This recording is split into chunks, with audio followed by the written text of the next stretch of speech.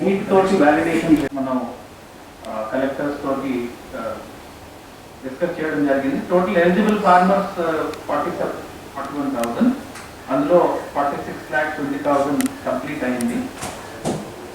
1,00,000 reject అయ్యాయి. ఇంకా 19,280 pending ఉన్నాయి. ఈవెన్ నౌ ఇక్కడ మనం చూస్తే NPCI ఇన్యాక్టివ్ 72,440 వచ్చాయి. యాజ్ ఆన్ టుడే 64,670 వచ్చారు. NPCI నాట్ మ్యాప్ 43,791 వచ్చింది. 2,342.92 కోట్లు మనం ఇస్తున్నాం.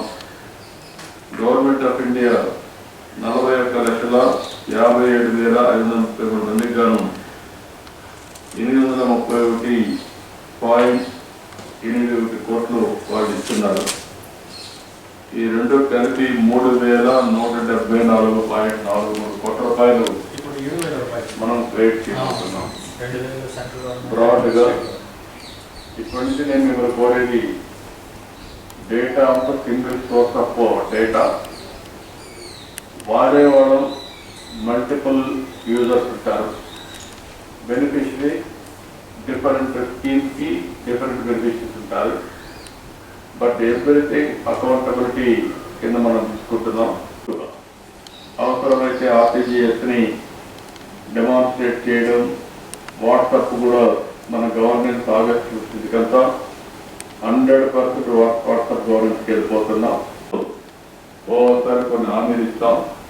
ఆ హామీలను పెట్టుకుంటూ ప్రజల విశ్వాసాన్ని పెంచుకుంటూ ముందుకు పోతా ఉంటాం. అదే సమయం ఇక్కడ గవర్నమెంట్లో ఉండే మీరు గుర్తుపెట్టుకోవాల్సింది, నేను నిన్న కూడా సింగపూర్ చూశాను. 60 ఏళ్ళుగా సింగిల్ పార్టీ గవర్నమెంట్లో ఉన్నా. దానికి కారణం వాళ్ళు చేసిన పని చెప్పడం, ప్రజలకు ఇబ్బంది లేకుండా ఎప్పటికప్పుడు కార్యక్రమాలు చేయడం. ఎన్ని వచ్చేస్తూ ఉంటాయి. మొత్తం లిస్ట్ పెట్టేస్తే వాళ్ళే పెట్టేసుకుంటారు. కూడా మీరు why can't you do that? వాళ్ళు డ్రా చేసుకుంటారు పరీక్షలు తెలుస్తూ. మనం అట్ట కాకుండా వాట్సాప్లో మీరు ఇక్కడ ఎప్పుడు వేస్తున్నారు, ఎప్పుడు అవైలబిలిటీకి వస్తుంది, ఎల్లుండి మార్నింగ్ కాబట్టి రేపు ఈవినింగ్ ఒక మాట పంపించేసి టుమారో మార్నింగ్ మీ అకౌంట్లో డబ్బులు ఉంటుంది, పోయి డ్రా చేసుకోండి.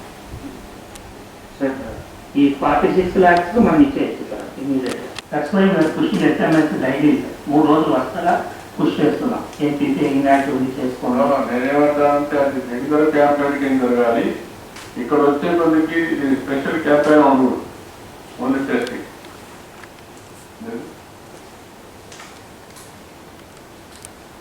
పాంప్లెట్ తయారు చేసి ఈ ప్రభుత్వం చేసిన పనులన్నీ 90% మైక్రో ఇరిగేషన్ ఇవ్వడం, మనం పర్చేజ్ చేసినటువంటి MSP, ఈ సంవత్సరం ప్రొడక్టివిటీ ఎట్లా పెరిగింది, అవన్నీ మనం తీసుకున్నటువంటి అగ్రిటెక్ ఇనిషియేటివ్స్ టువర్డ్స్ దట్. ఇది ఒకటి.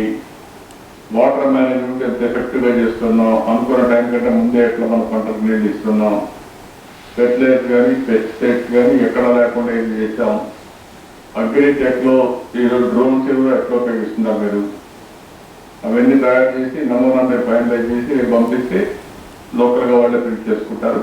డిస్ట్రిబ్యూట్ ఎవరిదే దాన్ని ఎప్పటికప్పుడు అప్డేట్ చేసుకోండి. అంటే మనం చేసింది కూడా చెప్పడం చాలా అవసరం.